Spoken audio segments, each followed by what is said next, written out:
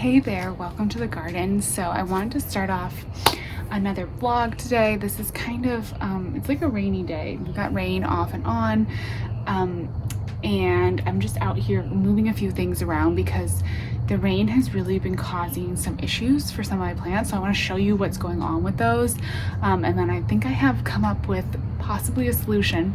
So I'm gonna try that out with you here.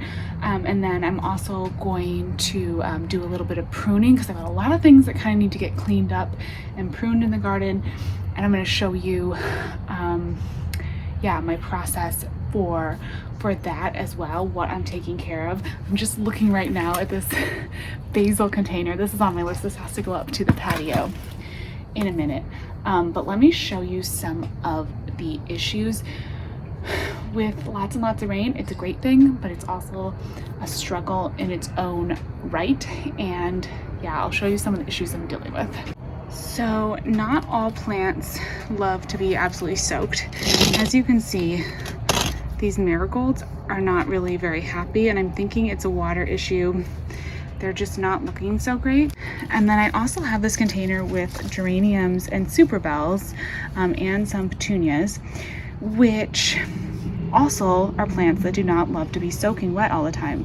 Geraniums can stand a little bit of like drought, and they actually, like you can see, it's too much water for them, what's been happening recently. And then super bells also do not like to be soaking wet all the time, and you can see like they don't look beautiful. Their flowering is kind of petering out, just not happy in general. So I'm going to put them in a different place where they're not going to get as much water. One of the nice things about my garden space is that I do have some areas close to the house that don't get water. While that could be a challenge, it's also a benefit in a situation like this because I can actually control how much water they get because they're under the overhang of the house, so they aren't going to get the rainwater. And I actually think that these geranium containers, it's back here, I'm doing some cleanup today too, are going to look really perfect. So I have the frame of the unheated greenhouse that has just been sitting out here, not really doing much. And I think it's going to be the perfect spot to put these geranium containers. So I'm actually going to take out this shelf. I just have it snapped down with zip ties, and I'm going to put in the containers. They kind of will fit, I think, right in between the bars and be held there. And then actually they have spiller plants on them anyway, so I think that the vinca that's spilling out of them will just trail down, and it'll actually be the perfect thing. So I'm going to go ahead and take this off and then put the pots there and see what happens.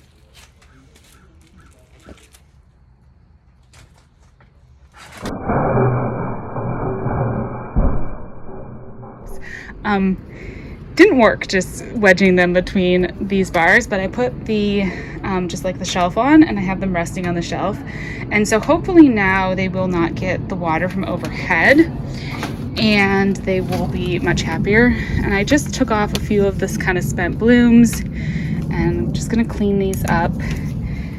And I took off the flowers in this one because they were just looking bad. Now hopefully they can kind of refresh, and then I'll just hand water them so that I can really keep an eye on how much water they're getting, and hopefully that will solve those issues. So now I'm going to do a little bit of pruning. This is the area where I have these grow bags, and I've got a lot of squash which are doing really well in the grow bags, and I'm just going to do a little bit of pruning to make sure that the other plants get enough sunlight. So like just taking out a leaf, this guy here, so that those are cosmos, so that they get some sun. And I might take out this leaf here so that these little zinnias over here get enough sun. It really doesn't bother the plant at all to do things like this. And it totally helps the other plants in a container. When you pack containers in, especially when you start from seed like this, sometimes you just have to come in and make those little edits, but it really doesn't cause a problem. Okay, now I'm going to trim some of my, let me bring you down a little bit more. Here we go, some of my petunias. So these are the Super Petunia bubblegum. They're pretty good, but they're just getting like a little leggy. You can see in this pot how they're just kind of stringy. So I just cut them back You don't want to cut back too hard because you will hurt the plant, but just cut back a little bit and it'll just help this to kind of bush out and create more flowers. You hardly even notice. And then these you can actually use as cut flowers. They last pretty well in a little, short vase. They'll be just fine. Bring you over here for this guy as well. So I don't always prune my petunias. It's kind of just an as needed basis. And usually I don't prune them this early in the year, but we just had such a weird cold spring that things are just growing in totally different ways.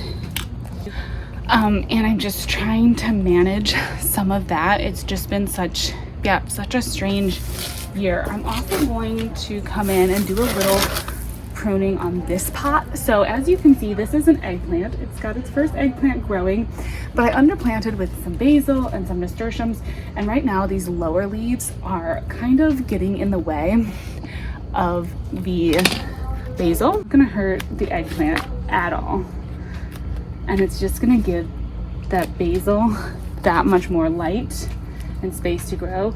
And then always any like dead leaves or leaves that are starting to fade, I'll just prune as well, and it helps just to reduce like bug pressure, pest pressure. They're attracted to those kind of dying leaves. So yeah, that just gives a little bit more space.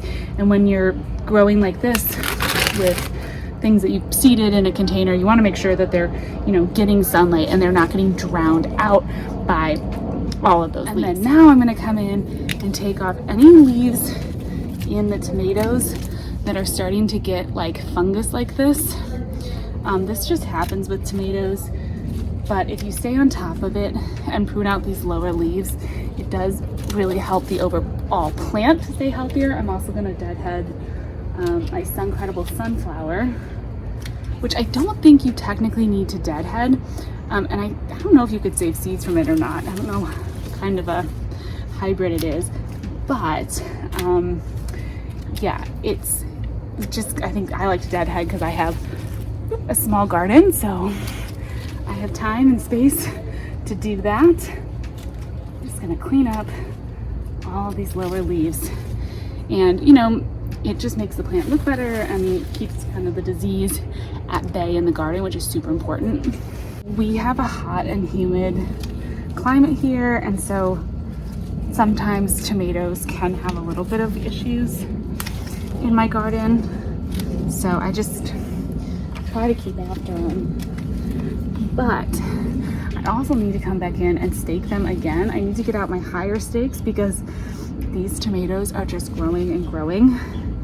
I'm going to pull out as well. I tried to plant marigolds under these, and just like the ones you saw in the pots, not happy. I'm guessing that's the overwater. Although if you know something else that might be the cause of that, let me know in the comments, but I think that's just like the rain.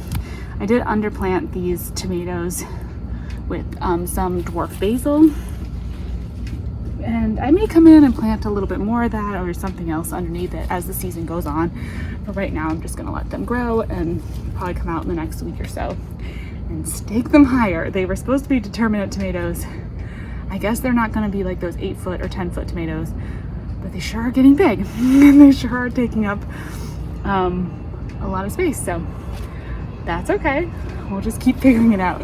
The last thing I'm gonna do out here today is thin out my Swiss chard. As you can see, it's getting really big and beautiful.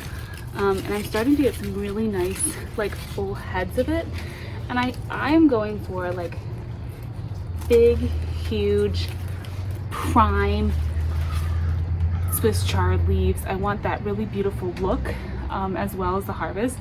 These I can go ahead and use for cooking, but a lot of them, yeah, I just want to take out some so that I can get kind of like, they have the space, I guess, to turn into like those big full Swiss chard leaves. And if they're too tightly packed like they are right now, they won't form like this full head of Swiss chard.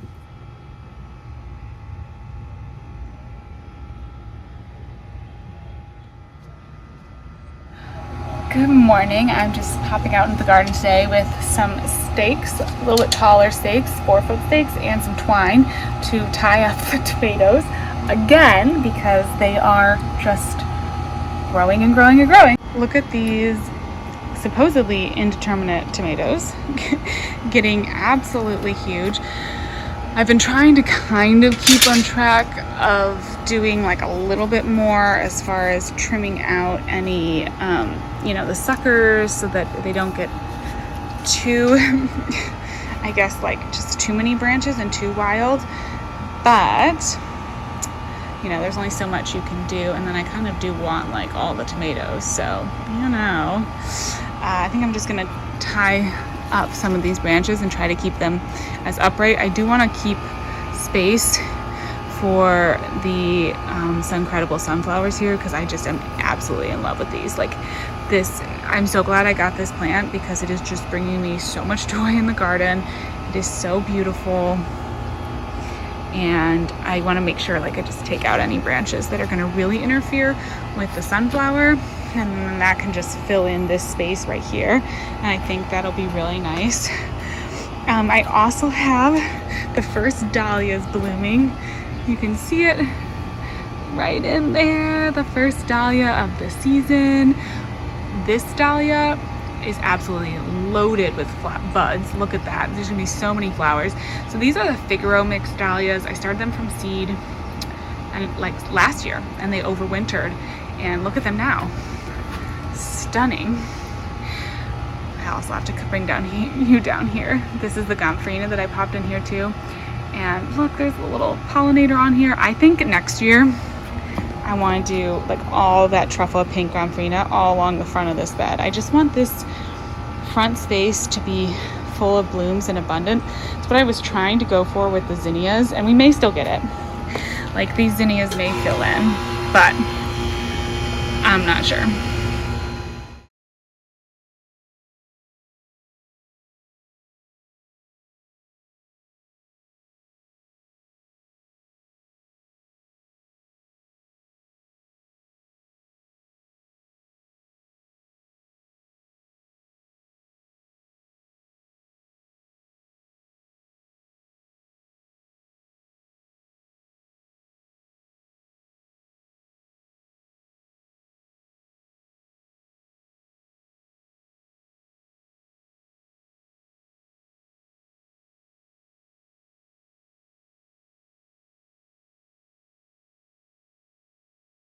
So now that I got those tomatoes tied up, I'm gonna go ahead and water everything. I've gotta really keep an eye on these hanging baskets because with the cocoa fiber, they've been drying out, especially on really hot days like today, like with it being so warm, they're gonna dry out. But there's like all kinds of fun things. More tomatoes ripening. Oh, can you see all the shade area? Look how good that looks. I no longer have to like try to hide that corner of the garden when I'm filming, which is really fun. Of course, I'll never learn to put away my broom. That'll always be in the background of everything, but that's okay. I did treat this for, these are the little super bells up here. I think it's like super bells yellow. Is the tag in here? I don't know if I cut the tag in here. I treat them for aphids, but I'm noticing a few different pest issues that I probably should take care of. Something has been eating my euphorbia. I'm like, whoa. So I might have to come out with some BT or something and get in there and try to fix that, because that's unfortunate. But yeah, I treated this one and it's doing much better now. Got rid of some of the budworms. So just trying to keep an eye on everything with the water and the pests, and just trying to balance the water issues with too much water, because as you also saw, I'm dealing with some of these containers getting too much water because of all the rain, and then I've got these hot days in the cocoa fiber containers which need a lot more water. But that's kind of nice. At least I have like two different problems going on, so I can focus on just watering these containers and not watering the other ones. I think I'm just gonna water everything, and then I think I'm gonna sit out here and just look at all the flowers and enjoy them. I do have a little bit of a mission today. I want to find another one of these. So this is the Stillwater clematis that I have, and it's going to be going in this pot here. It hasn't started blooming yet, but it looks pretty happy. It's doing well, and I want to get a second one so that next year I can have 2. I'm just going to start looking now because I know that they're in high demand, so I may not be able to get my hands on one till next year. But my plan, I'm already planning next year's garden. I don't know if anyone else is like me, but I already start planning next year's garden. I want to have 1 Stillwater clematis here and 1 Stillwater clematis there to frame either side of the walkway. So I might poke around a couple garden centers today since it's a hot day. Just get in the car and drive around with Girly Girl, and yeah, see if we can snag another one so that I just have them and I'm ready to go for next year.